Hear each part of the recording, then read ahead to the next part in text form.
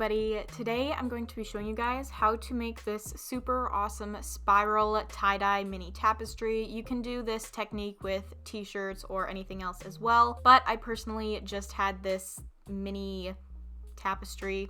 It's not a tapestry, it is a flour sack towel or something like that. Either way, it's basically just a white towel, but it's more fabric than a towel material. Anyways, I just had a whole bunch of these laying around so that I could embroider them, so I was like, I'm gonna tie-dye some of these and show you guys how to do this in a video. The first thing I did was I dampened my towel, so I just got it wet, wrung it out.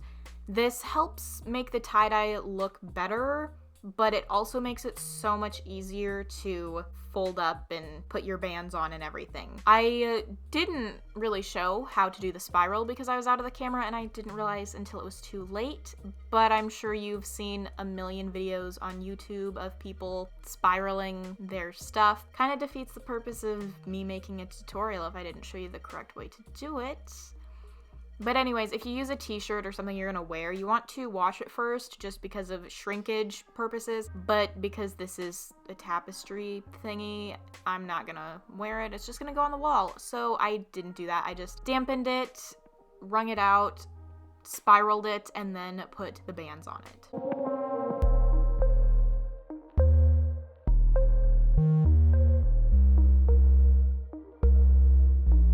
The next thing I did was I put the dye on it. I used pink, yellow, and blue. The first thing I did was just put it wherever I wanted so that I had a good idea.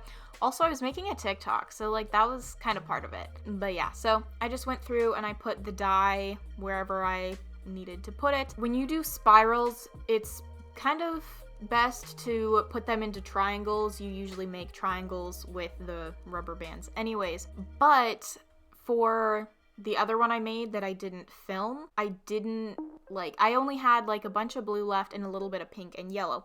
So I didn't follow putting it into triangles. I think I attempted to put the pink and yellow in triangles, but then the blue I just put everywhere. And I think it turned out better than this one. So when you're doing the spiral dye, it kind of doesn't matter where you put the dye. You can just put it kind of wherever and it'll still probably end up looking really awesome. That's the best part about the spiral dye, I think, is that no matter what you do, it's gonna look cool. As long as you put enough dye on it, it's gonna look cool. The only time a spiral dye is gonna kind of suck is if you don't put enough dye on it. I've had that happen to me before, which has really sucked because then you just have this t-shirt that has a few splashes of dye and it's yeah, that kind of sucks.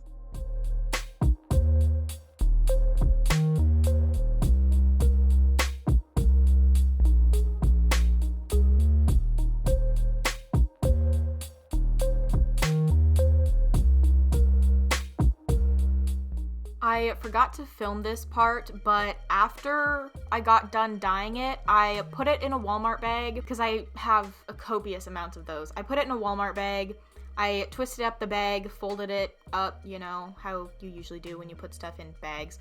And then I put that in another bag, did the same thing, and then I let it sit overnight. Usually it recommends that you leave it 6 to 8 hours, but I left it for just overnight, so probably 12 hours honestly. And it ended up turning out much brighter in my opinion. So if you're gonna do this, try to wait overnight if you can, but if you are impatient and you wanna do it in 6 to 8 hours, that is totally cool.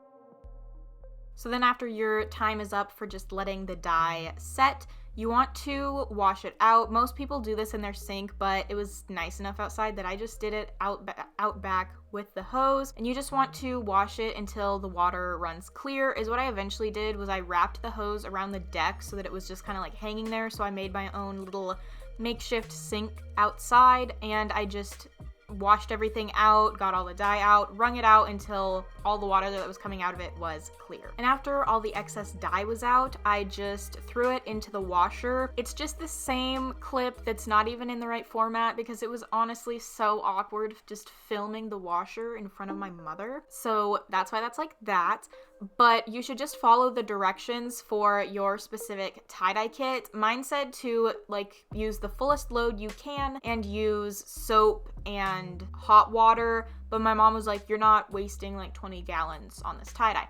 So I just did the lowest possible setting, and I did like a warm, cold heat setting, and then I think I did put a little bit of soap in there. But keep that in mind, if you're not gonna wear it, you really don't have to follow the directions exactly, but if you are planning on wearing it, if it's a t-shirt or something, I'd recommend following the directions if you can. After it was done washing, I just let it hang dry because I'm not sure if this specific fabric can even go in the dryer. If you do t-shirts or clothing, I'm sure you can put it in the dryer, you know. Make sure that your specific t-shirt or whatever can go in the dryer, and if it can, you can throw it in there or hang dry it if you want. So these are the two tie-dye things that I made with the spiral dye technique. Let me know in the comments down below which is your favorite. I personally really love them, of course, because I made them.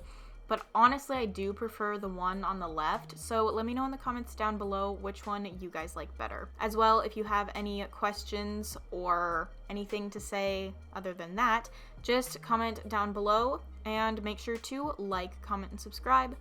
Thanks for watching.